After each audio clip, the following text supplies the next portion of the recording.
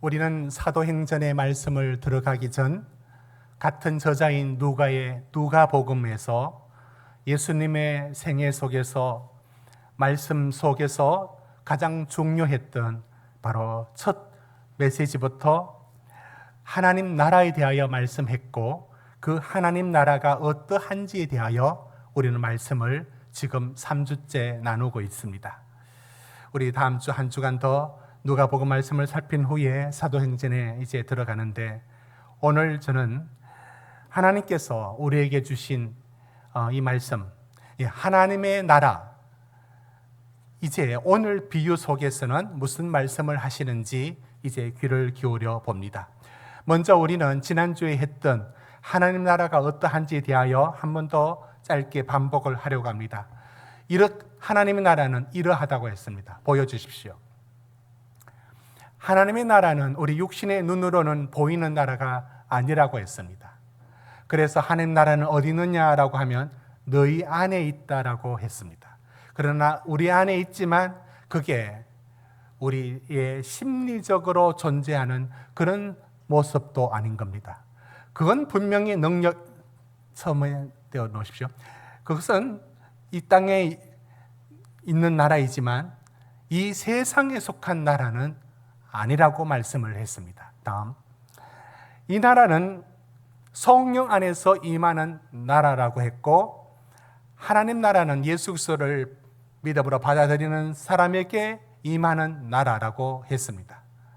이사야 선지자가 말했던 독사의 굴에 어린이가 손 놓고 장난쳐도 괜찮은 그 완전한 회복의 평화의 세상이 저 미래가 아니라 예수께서 이미 가져왔던 나라, 그리고 예수 안에서 우리가 누릴 수 있는 나라라고 말씀을 했습니다. 그리고 다음, 그 나라는 하나님의 통치가 이루어지는 곳, 이곳도 저곳도 영토적으로 지리적으로 어디가 하나님 나라가 아니라 하나님의 말씀과 통치를 받는 모든 곳에 그 나라가 이루어진다라고 했고, 그 나라는 지금 임했다. 곧 예수께서 병자를 낫게 하시고 귀신을 쫓아내시고 그랬을 때 이게 바로 하나님 나라가 임한 것이라고 말씀을 했습니다. 됐습니다. 여러분, 우리는 이 하나님의 나라가 그럼 도대체 어떻게 임하느냐라는 질문을 했고, 그것에 예수님의 비유의 답변이 겨자씨와 누룩이었습니다. 그러니까 겨자씨와 누룩으로 임하는 말씀이라는 것은 하나님의 나라가 천지 개벽하듯이 백마 타고 오시듯이 그런 식으로 힘으로 임하는 나라는 아니라고 했습니다. 얼마나 미약한지, 이래서 뭐가 이루어지겠는지 라는 의심이 들 정도로 겨자씨처럼 작고 미약하고 누룩처럼 보일 듯 말 듯한 이렇게 작게 시작하는 나라이지만, 그 나라는 겉으로는 보이지 않습니다.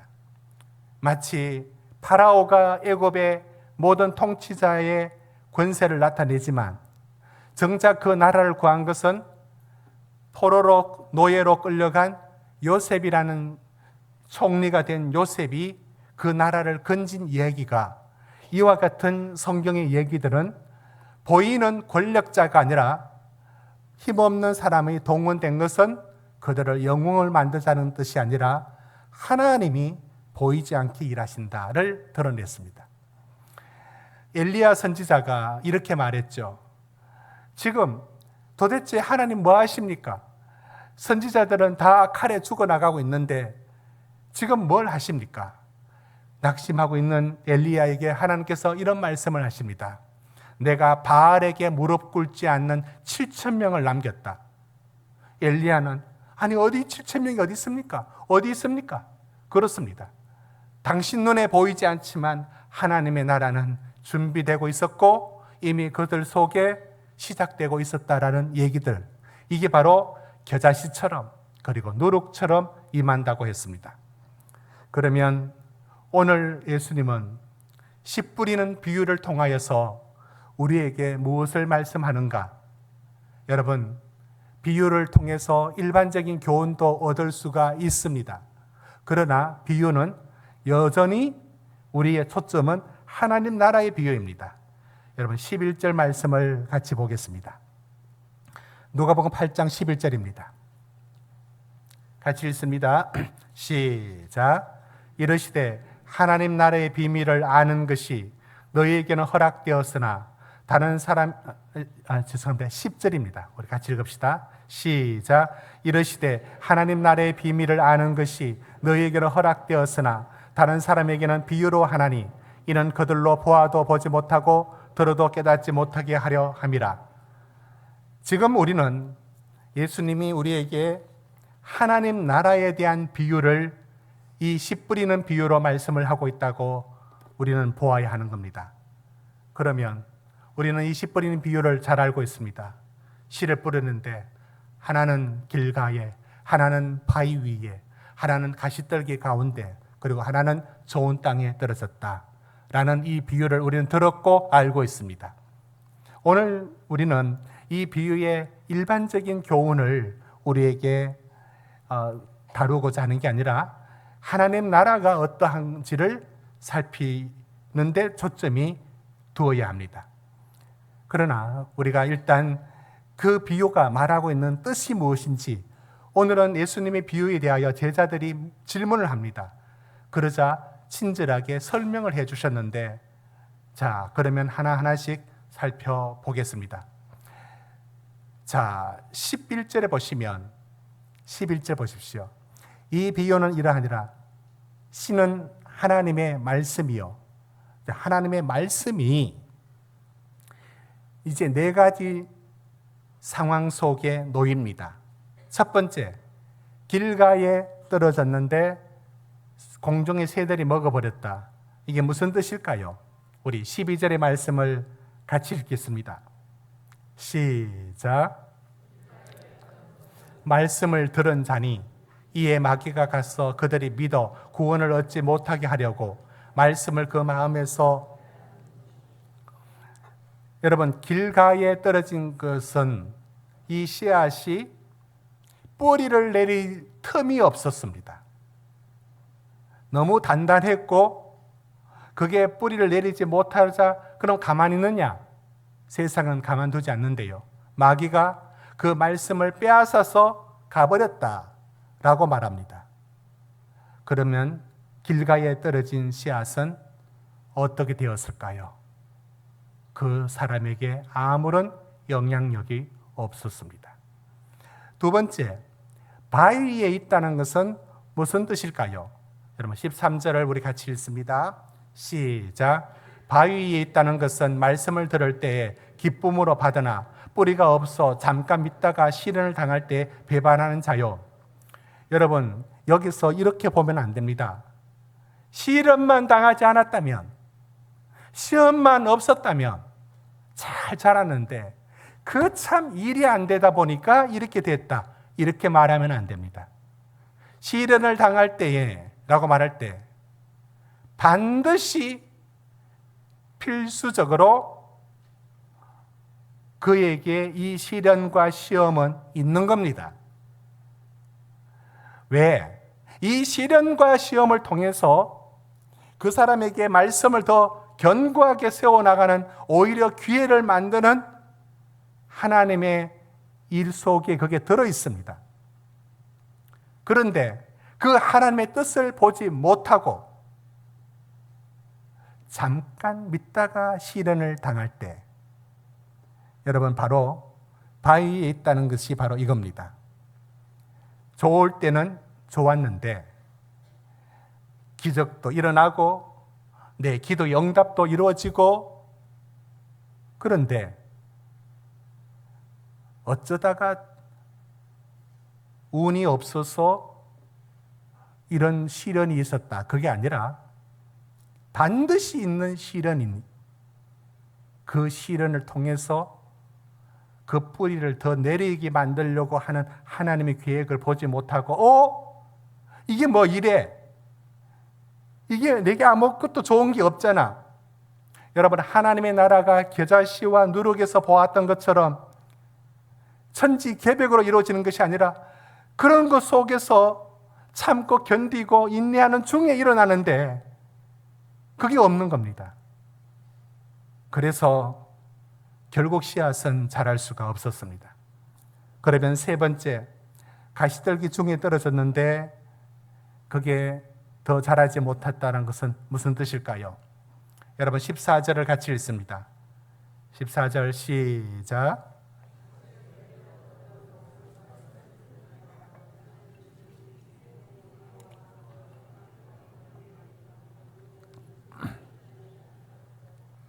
그렇습니다. 가시떨기에 떨어졌다는 것은 말씀의 기쁨을 모르는 바가 아니에요. 그런데 세상도 더 좋고 세상의 기쁨도 보람도 있는 겁니다. 두 가지 같이 있다가 하나님이 주시는 기쁨이란 부분들은 점점 멀어져 가고 세상이 주는 즐거움, 그것이 점점 그 사람에게 더 중요해졌습니다. 그러자 그 씨앗은 더 이상 자라지 못했다라고 말합니다. 이제 마지막으로, 그러면 좋은 땅에 있다는 것은, 그래서 100배나 결실을 거두었다는 것은 무슨 뜻일까요? 우리 마지막으로 15절을 같이 읽습니다. 시작. 좋은 땅에 있다는 것은 착하고 좋은 마음으로 말씀을 듣고 지키어 인내어 결실하는 자니라. 여러분, 이 비유를 듣고 이렇게 생각지는 말아 주십시오. 야, 그 사람 참 좋은 마음밭을 갖고 있었어. 타고났다니까. 저 사람은 하나님 특별하게 뭐 이렇게 가르칠 필요도 없어. 그 사람 마음이 너무 곱고 타고나서 참 좋은 마음밭이야. 그런 몇몇 사람을 말하는 게 아니에요. 그렇게 타고난 어떤 성품을 두고 하는 말도 아닌 겁니다. 중요한 것은 그 말씀이 어떻게 그 사람에게 자랄 수 있었는가. 15절 다시 보십시오. 듣고 지키고 인내하여 결실했다라고 말합니다. 그런 사람 따로 있는 게 아니라 그 말씀에 순종하고 말씀이 내한테 잊혀지지 않도록 끊임없이 반복하고 묵상하고 붙들고, 근데 무슨 일이 일어나야지. 별일 없어. 견디고 참고 인내하여야 그 나라가 이루어지는 것처럼 그렇게 해서 결실을 거두었다. 지금 그 얘기입니다. 여러분, 우리는 이제 지금까지 우리가 읽었던 것처럼 길가의 바위 위에 가시떨기에 좋은 땅에 떨어졌던 사람, 이 비유는 하나님 나라의 비유입니다. 그러니까 이 비유가 이제 우리에게 말하고자 하는 본론은 이겁니다. 하나님의 나라는 어떻게 이루어지느냐? 오늘 비유가 이렇게 말합니다. 하나님의 나라는 하나님의 말씀이 그 사람 속에 들어가서 어떤 작용을 하여 이루어진다라고 하는 겁니다. 하나님의 나라는 하나님의 말씀이 그 속에 들어가서 어떤 이는 길가, 어떤 이는 바위, 어떤 가시떨기, 거기는 자라지 않았는데 그것이 인내하고 듣고 순종하는 그 사람에게 그 나라가, 하나님의 나라가 어떻게 이루어지냐고, 하나님의 말씀이 그 속에 들어가서 듣고 지키고 인내하는 이들에게 이루어진다는 말씀인 겁니다. 여러분, 우리는 지금 하나님의 나라에 대하여 말씀을 듣고 있습니다. 그런데 이 하나님의 나라가 어떻게 이루어지느냐? 말씀이 들어왔는데 어떤 사람은 들어도 들리지가 않아요. 청력의 문제가 아닙니다. 그 사람에게 말씀이 뿌리 내리지 않고 자기 삶에 아무 영향력을 미치지 못합니다.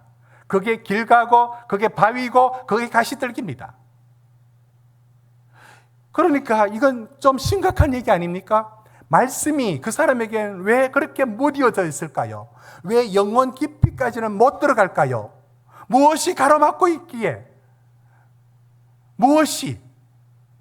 그게 길가고 그게 바위고 그게 가시떨기라는 게 여러분 삶에는 어떤 것이길래 그게 하나님 나라를 가로막고 있는 것일까요? 하나님 나라가 자라지 못하게 만드는 것일까요? 여러분 속에는 하나님 말씀은 살아있습니까? 하나님 말씀이 여러분 속에 삶을 움직여 갑니까? 여러분, 이게 바로 오늘 우리가 던져야 되는 질문입니다. 여러분, 성경은 하나님이 그 사람을 하나님의 사람으로 복되게 만들려고 할 때에 그에게 무엇을 주느냐면 그에게 하나님의 말씀을 줍니다. 여러분, 시편 1편에서 1절에서 3절 말씀을 우리가 먼저 읽고 이 말씀의 뜻을 잠시 생각해 보겠습니다. 우리 같이 읽습니다. 시작. 복 있는 사람은 따르지 아니하고 죄인의 길에 서지 아니하며 오만한 자들의 자리에 앉지 아니하고 오직 여호와 율법을 즐거워하여 그 율법을 주야로 묵상하는도다. 그는 시냇가에 심은 나무가 철을 따라 열매를 맺으며 그 잎사귀가 마르지 아니함 같으니 그가 하는 모든 일이 다 형통하리로다. 여러분, 1절에 가보십시오. 시편이 어떤 사람이 하나님 앞에 복받는 인생으로 살아갈 때에 주시는 게 뭐냐면 말씀이에요. 그러니까 신자와 불신자, 시편에서는 의인과 악인을 어떻게 구분하느냐면 악인은 참 못된 사람, 그게 아니에요. 악인은 악인의 꾀, 죄인의 길, 오만한 자들의 자리라는 게 뭐냐면 자기가 기준이 되어 자기 삶을 사는 겁니다. 그러면 그 반대편의 의인이 뭐냐면 의인은 말씀이 그의 삶의 기준이 되는 사람이 의인이라고 말하는 게 시편입니다. 그런데 오늘 2절에 보십시오. 여호와 율법을 즐거워하여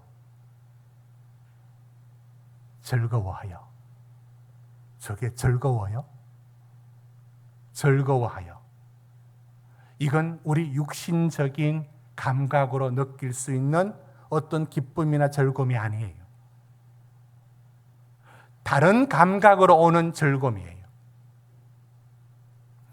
1절에 있는 악인, 죄인, 오만한 자들이 히히거리면서 나오는 그 즐거움이 아니고 하나님 말씀이 내게 위로가 되고 하나님 말씀이 내 유일한 소망이 되고 하나님 말씀이 내가 설 수 있는 능력이 되는 것, 그 사람, 그 말씀이 세상은 이 맛을 몰라. 그게 즐거워. 얼마나? 주야로 억지로 하는 것도 아니라 이게 즐거워. 그런 사람을 3절에 이렇게 말합니다. 시냇가에 심은 나무, 왜 열매를 잘 맺죠? 시냇가의 물줄기에 물을 공급받으니까. 그와 같이 말씀의 뿌리를 내린 인생은 반드시 그 일이 돌아가든 굽어가든 반대로 가든 어떻든 결국은 다 형통하리로다. 왜? 저럴 수밖에 없게 돼 있어요. 하나님이 그 인생에 복을 주는 사람은 말씀이 그를 움직여 갑니다. 말씀이 시냇가에 심은 나무가 되어 내게 공급하고 위로와 능력을 받습니다. 이것이 바로 하나님의 백성들은, 하나님의 자녀들은 하나님의 말씀으로 그 삶을 살아가는 복을 누립니다. 이것이 하나님 나라의 지금 말하는 그 비유와 시편이 말하는 것이 전혀 다르지 않습니다. 우리는 하나님의 말씀이 얼마나 중요한지에 대하여 신명기가 이렇게 말씀하고 있다는 것을 알고 있습니다. 여러분, 신명기 6장 4절에서 9절을 한번 보겠습니다. 신명기에 이스라엘아 들으라, 우리 하나님 여호와는 오직 유일한 여호와이시니 마음을 다하고 뜻을 다하고 힘을 다하여 하나님을 사랑하라. 이렇게 물어야 됩니다. 어떻게 하면 하나님을 사랑할 수 있습니까? 6절에 말합니다. 말씀을 마음에 새겨라. 그 말씀이 살아서 너 속에 살아있도록 새겨라. 7절에 가르쳐라. 앉았을 때, 길 갈 때, 아니 심지어 누웠을 때도 이 말씀을 갖고 살아라. 8절에 손목에도 메고 내 미간에도 붙여라. 너 집에 문설주에도 붙이고 바깥문에도 붙여라. 그래서 유대인들은 저 상징으로 메두자와 테필린이라는 이름으로 손목에 시계처럼 차고 머리에 띠를 둘러서 묶는 말씀 상자를 달고 다닙니다. 저런 식의 어떤 무슨 부적처럼 갖다 붙이라는 뜻이 아니라 그 말씀을 당신 입에 떠나지 말고 그 말씀을 붙들고 있으라는 겁니다. 그게 하나님을 사랑하는 방법이라고 말합니다. 사랑하는 성도 여러분, 하나님은 우리에게 하나님 나라를 어떤 식으로 이루어가는가에 대하여 오늘 말씀을 합니다. 말씀이 들어왔습니다. 여러분 속에 말씀은 자랍니까? 여러분 속에 그 말씀은 여러분 삶을 어루만질 수 있습니까? 말씀이 여러분 속에는 어떻게 작용합니까? 길가 바위 위 가시떨기 가운데 여러분은 어디에 놓여 있습니까? 하나님은 우리 인생을 떡으로 사는 인생이 아니라 신명기 8장 3절에 말씀으로 사는 줄을 알게 하려 하심이라. 말씀으로 사는 존재로 하나님 우리를 세우기 원합니다. 우리가 누가복음 8장을 펼쳐뒀는데요. 여러분, 앞으로 넘겨 4장으로 가봅니다. 거기에 우리 같이 한번 찾아보겠습니다. 4장에 보시면 거기에 예수님이 시험 받는 이야기가 나옵니다. 1절부터 보시면 예수님이 40일 금식 후에 성령에 이끌려서 마귀에게 시험을 받는데 3번의 시험을 받습니다. 그런데 돌을 떡으로 천하 만국의 영광을 보여주면서 절하라 하고 성전 꼭대기 뛰어내리라는 이 시험 때마다 예수님은 어떻게 대응하는가를 보셔야 합니다. 4장 4절입니다. 우리 같이 읽습니다. 시작. 예수께서 대답하시되 기록된 바 사람이 떡으로만 살 것이 아니라 하였느니라. 여기서 기록된 바 두 번째 시험에 예수님은 어떻게 대응합니까? 8절입니다. 8절 같이 읽습니다. 시작. 예수께서 대답하여 이르시되 기록된 바 주 너희 하나님께 경배하고 다만 그를 섬기라.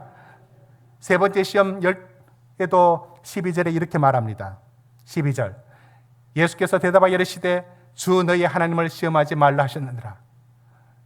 지금 모두 다 기록된 바 주 너희 하나님, 지금 이 모든 말씀이 어디서 오느냐? 하나님의 말씀을 들고 옵니다. 여러분, 예수님은 왜 마귀의 시험 앞에 그래? 내가 그 돌떡 하나 못 만들 줄 알아? 봐 라는 능력으로 당신을 메시아로 증명하지 않습니다. 예수는 언제나 최고의 권위를 하나님 말씀으로 가져옵니다. 말씀에서 이렇게 말했고 말씀에서 이렇게 말했다. 메시아 됨의 모든 길을 하나님 말씀에서 마치 풍랑이는 배가 닷을 내리듯이 그 말씀으로 그것의 한 권위를 딱 세웁니다. 이것이 하나님의 아들 예수는 언제나 말씀 앞에 순종하는 것으로 메시아의 아들의 길을 걸어갑니다.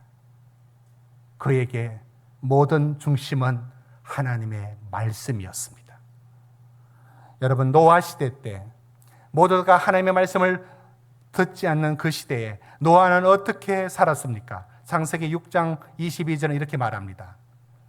여러분, 우리 같이 읽어볼까요? 창세기 6장 22절 시작. 노아가 그와 같이 하여 하나님이 자기에게 명하신 대로 다 준행하였더라. 여러분, 저 짧은 말이 실제 사는 사람에게는 쉬운 일이 아닐 겁니다. 모두가 자기 소견대로 살아가는 그때에 노아는 하나님의 말씀이 기준이 되어서 비가 언제 올지 안 올지 그게 중요하지 않아. 나는 하나님의 말씀을 붙들고 살아. 약속의 말씀을 붙들어. 그게 노아의 삶이었습니다. 여러분, 하나님 나라가 어떻게 이루어지느냐고요? 하나님의 말씀을 붙들고 사는 그에게 이루어집니다. 아브라함을 향해서 하나님이 너는 고향과 친척과 아버지 집을 떠나 내가 내게 보여줄 땅으로 가라고 말씀했습니다. 아브라함은 무엇을 쫓아갔을까요? 창세기 12장 4절에 이렇게 말합니다. 여호와의 말씀을 따라갔고, 여러분, 여호와의 말씀을 따라갔고, 이겁니다. 이게 하나님의 백성의 길입니다. 그러나 롯은 소돔과 고모라 땅에서 그 나라는 어떤 사람들이 살고 있었는지 아십니까? 창세기 19장 14절, 하나님의 말씀이 뭐로 여겨졌느냐면 농담으로 여겨졌대요. 하나님의 말씀으로 들리지 않는 그 땅이 소돔과 고모라였습니다. 하나님의 말씀이 들리지 않는 곳이 그들이었습니다. 가장 어두운 시대의 사사시대를 사사기는 21장 25절에 어떻게 얘기하느냐면 왕이 없으므로 사람이 각기 자기 소견에 옳은 대로 행하였더라. 왜 자기 소견에 옳은 대로 행할까요? 각자가 자기가 옳대요. 왜? 말씀의 기준이 사라졌기 때문에. 그 시대는 사무엘상 초반까지 가는데요. 사무엘상 3장 1절에 보면 그때까지만 해도 말씀이 희귀했다라고 말합니다. 사랑하는 성도 여러분, 이제 말씀을 정리합니다. 하나님 나라가 어떻게 이루어지느냐고요?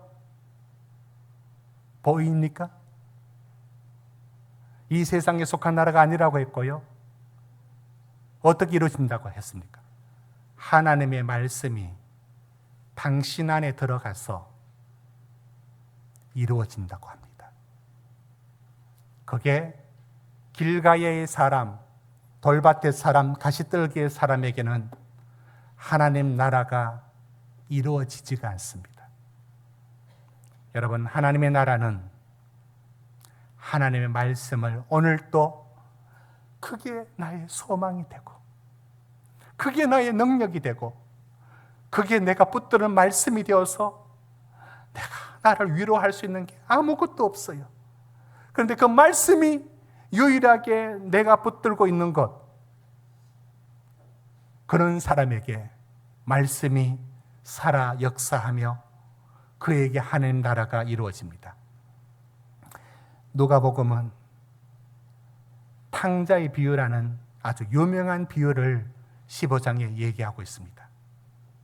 그런데 그 탕자가 아버지를 떠나서 간 나라를 무슨 나라라고 얘기하느냐면 누가복음 15장 13절에 먼 나라로 갔대요. 여러분, 탕자가 간 나라가 먼 나라라고 말합니다. 참 재밌습니다. 왜 먼 나라일까요? 정말 거리가 먼 나라였을까요? 그래서 집으로 돌아오기가 너무나 멀었나요? 먼 나라가 왜 먼 나라냐면 간단합니다. 하나님의 말씀이 들리지 않는 나라가 먼 나라입니다. 여러분은 지금 어느 나라에 살고 있습니까? 말씀이 여러분 삶을 움직이고 있습니까? 말씀을 붙들고 있습니까? 말씀이 내게 소망과 위로와 능력이 되고 있습니까? 그 나라에 살고 있습니까? 먼 나라에 살고 있습니까? 하나님 나라에 살지 않으면서 달랑 천국만 간대요. 이게 한국교회 오늘날의 큰 병폐입니다. 예수님이 이렇게 말했습니까? 그래, 네가 여기서 하나님 나라는 살 필요가 없어. 적당히 살다가 죽을 때 천국만 가면 돼. 때로는 우리 인생 속에 중간에 모든 걸 놓치고 천국만, 그 기회만큼은 놓치지 않아야 되는 사람도 있습니다. 그래서 중요하기도 합니다. 그런데 예수님께서 그래, 너희들 이 땅에서 하나님 나라를 안 살아도 돼. 천국만 가면 돼.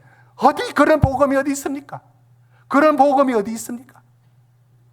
여기서 하나님 나라를 살아야 됩니다. 여기서 하나님 나라는 하나님 말씀이 지배하는 나라입니다.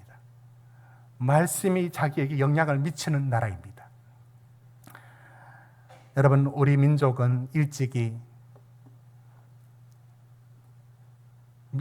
미신과 무속적인 신앙이 우리 한국의 토양 속에 들어 있었습니다. 만약에 기독교가 들어왔는데 지금 그 종교성, 미신적이고 무속적인 것들을 갖고 기독교를 받아들였다면 어쩌면 오늘날의 한국교회가 이상한 기독교가 될 수가 있었습니다. 그런데 참 이런 나라가 어디 있을까요? 우리나라는 들어오면서 바로 성경이 번역되어 왔고요. 복음과 더불어서 먼저 번역되어 있었고요. 그런 나라가 없습니다. 그리고 이 전체 성경이 없었을 때 쪽복음을, 성경을 가르치는 내용들의 책들을 판매하는 사람들이 있었어요. 그건 그냥 장사치로 파는 게 아니었습니다. 사진 보시면 말을 타고 이 권서인이라는 사람들이 있었습니다. 여기에 성경책들을 넣고 그냥 줄 수가 없습니다. 책을 돈을 받고 판매하는 겁니다. 전국을 돌면서. 그리하여 사람들이 저 책을 구입해서 보면서 그 삶이 바뀌어지고 기독교가, 우리 한국의 기독교가 말씀에 충실한 기독교로 성장했고, 한국교회는 부흥회가 첫 번째가 아니고요, 먼저는 사경회가 한국교회 부흥을 이끌었습니다. 부흥회와 사경회 다릅니다. 사경회는 한 주 또는 두 주간 모여서 하나님의 말씀을, 끊임없이 말씀을 전합니다. 때로는 재미있게, 때로는 그냥 그 말씀 그 자체로. 그런데 그 속에서 그 말씀을 받았던 성도들이 보따리 사서 1, 2주간 그 집에서 그 교회에 머물면서 말씀을 받았던 겁니다. 이게 한국교회를 건강하게 세우는데 큰 역할이 바로 성경의 말씀들을 중심으로 이루어 왔습니다. 여러분, 하나님의 참된 복은 하나님의 말씀이 소중하게 다루어진 그곳, 하나님의 말씀이 자기 삶에, 성경책이 몇 권 있어들 무슨 소용이 있습니까? 이 귀한 성경책이, 말씀들이 끊임없이 내게 하나님의 말씀으로 들리고 읽고 필사하고 암기하고 그 말씀을 붙들고, 여러분, 이 과정을 통하여 하나님 나라가 이루어집니다. 이제 마지막 사진 한 장을 보여드리겠습니다. 중국 단동에 있는 철교입니다. 여러분도 많이 봤을 겁니다. 저도 92년도, 3년도인가 그때 우리 학부 친구들과 이제 배낭여행을 가서 단동에서 저 북한 땅을 바라봤습니다. 저 강이 그렇게 넓지도 않는데 저 철교를 지나면 이쪽은 중국이고 저쪽은 북한인데 신의주 쪽이죠. 저기에는 다 산이 벌건 민둥산이었고 또 아파트가 보였는데 아파트에 꿀뚝 같은 연기가 나왔습니다. 연료가 없으니까 뭐 나무를 갖다가 아파트에서 뗐는지 연기가 났습니다. 왜 저럴까? 이쪽은 정치는 어떻든 먹고 사는 문제만큼은 해결된 나라이고, 강 하나 건너서는 저 나라는 왜 저렇죠? 왜 저렇게 굶주려 가죠? 왜 저렇게 죽음의 땅처럼 저렇게 살고 있어야 됩니까? 뭐 때문일까요? 통치자가 다르니까요. 통치자가, 이쪽의 통치자와 저쪽의 통치자가 강 하나 두고 다르니까 다른 세계를 살고 있는 겁니다. 여러분은 먼 나라에 살고 있습니까? 그 나라에 살고 있습니까? 누구의 통치를 받고 있습니까? 하나님의 말씀의 통치를 받고 있습니까? 그곳에 하나님 나라가 이루어져 갑니다. 때로는 겨자씨처럼, 때로는 누룩처럼, 때로는 보이지 않게 자라는 씨앗처럼 그런 비유를 통해서 하나님 나라는 이루어져 갑니다. 오늘 여러분에게 주신 말씀들과 여러분들이 살아가면서 하나님의 말씀은 어디에 있습니까? 길가, 돌밭, 가시떨기, 거기에는 하나님 나라가 이루어지지 않습니다. 그리고 이런 고집을 피우면 안 됩니다. 나는 하나님 나라는 모르겠고 천국은 가겠지. 나는 이단 같은 이상한 복음을 끌어안고 스스로 속이려고 들지 마십시오. 이 땅에서 하나님 나라를 살아야 저 천국으로 향하는 겁니다. 물론 어떤 이들은 바로 천국으로 갈 수밖에 없는 이들도 있습니다.